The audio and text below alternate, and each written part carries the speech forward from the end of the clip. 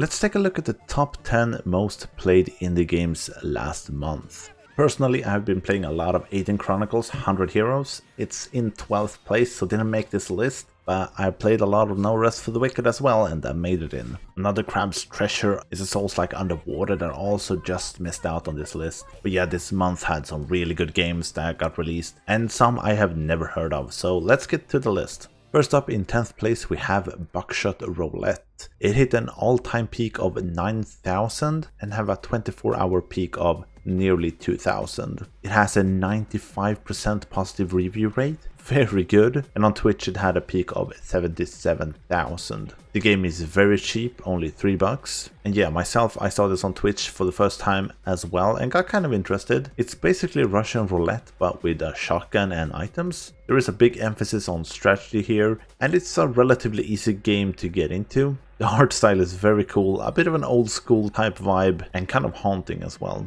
In 9th place we have Astra Knights of Vera. It hit an all-time peak of 9,800 and have a 24-hour peak of 2,800. This one sits at a 42% positive review rate, so there are more negative reviews here. So the Steam rating sits at mixed. On Twitch it peaked at 18,400, but the game is totally free to play. I was going to play this one initially, but I waited for reviews, and I mean the reviews doesn't paint the best picture. This is a 2D action RPG with gacha elements. It looks to be a bit outdated and grindy, but you recruit characters, level them up. There is a big story that seems to take you to a lot of cool places. I kinda like the aesthetics of the game, but I'm not that into a grindy gacha game. But then again, it's free to play, so I might give it a try at some point. In 8th place we have Infection Free Zone. It hit an all-time peak of 19,300 and have a 24-hour peak of 2,000. It has 71% positive reviews, and on Twitch it peaked at 25.7 thousand. The game costs $24. I'm very surprised by this game. It doesn't look that good or interesting to me, but I guess it plays well, and I don't think a modern base builder with zombies exists, so it might satisfy an itch for a lot of people. As I mentioned, it's kind of a base builder. You can basically start in any city on Earth, at least the larger cities, and establish an infection-free zone. Loot buildings during the day and defend during the night. This one is in early access, so I'm a bit interested in seeing the finished product here.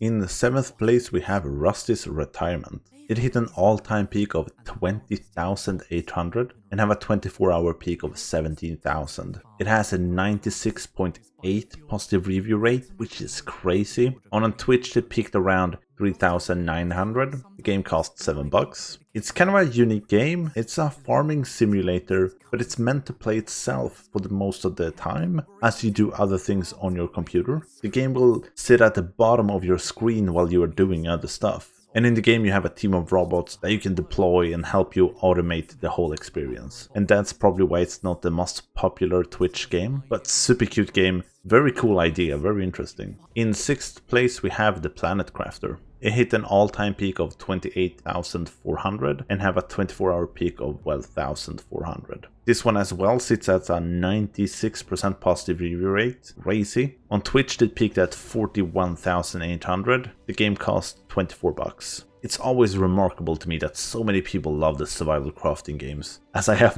almost no interest in these games. In this game you're on a mission to terraform a planet to make it habitable. It looks fairly standard to me. You gather resources, build bases, craft and explore. The game can be played in 10-player co-op, but I mean it's a hostile planet that you are terraforming, so it might be kinda cool to mess around with. Coming in at place number 5 is Rotwood. It hit an all-time peak of 28,600 and have a 24-hour peak of 7,000. It sits at a 73% positive reviews, and on Twitch they peaked at 19,000. The game costs $10. This is kind of a beat-em-up RPG dungeon crawler that can be played in 4-player co-op. It's all about gearing up, getting better, upgrading, and taking on harder challenges. It got released into early access in April and will stay there for about 1 to 2 years. The game looks great to me. I love the art style, very vibrant game. I think this game has a bright future. Taking the number 4th spot is No Rest for the Wicked. I'm not surprised it made it into the top 10,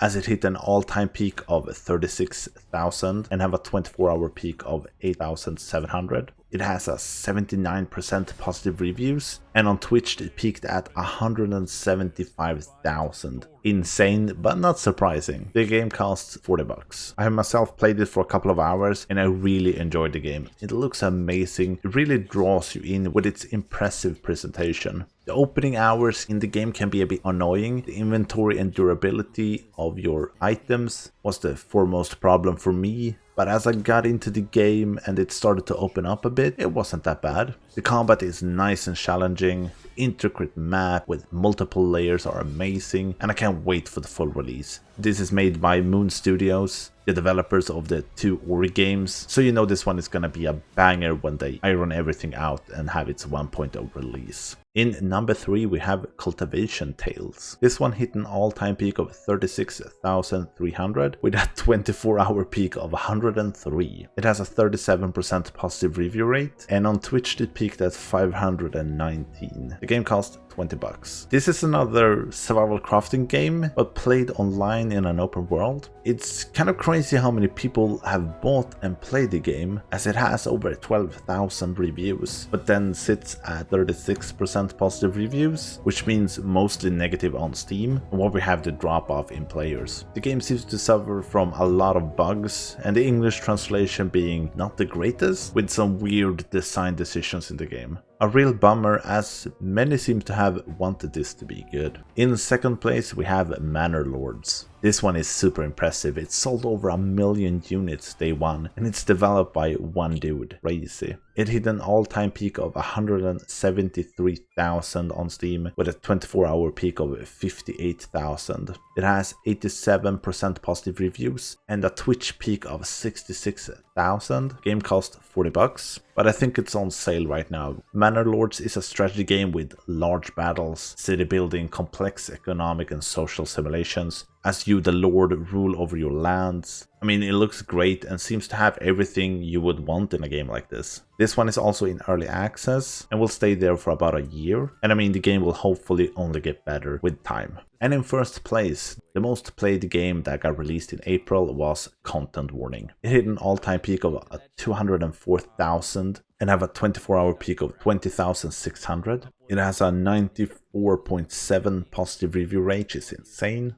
And on Twitch it peaked at 157.7 thousand. The game is only $8. I mean, this game is definitely a weird one, and I'm not surprised at all over its popularity, as this one lends itself perfectly for everyone on Twitch. You and your friends are trying to go viral, and in order to do so you need to film some crazy things and upload it. The game lends itself perfectly for self-made humor with a horror setting. Not really a game for me, but the numbers don't lie. A ton of people are having a blast in this game. Thank you so much for watching. Don't forget to leave a like if you liked the video. Otherwise, have a great day and I'll see you in the next one. Bye.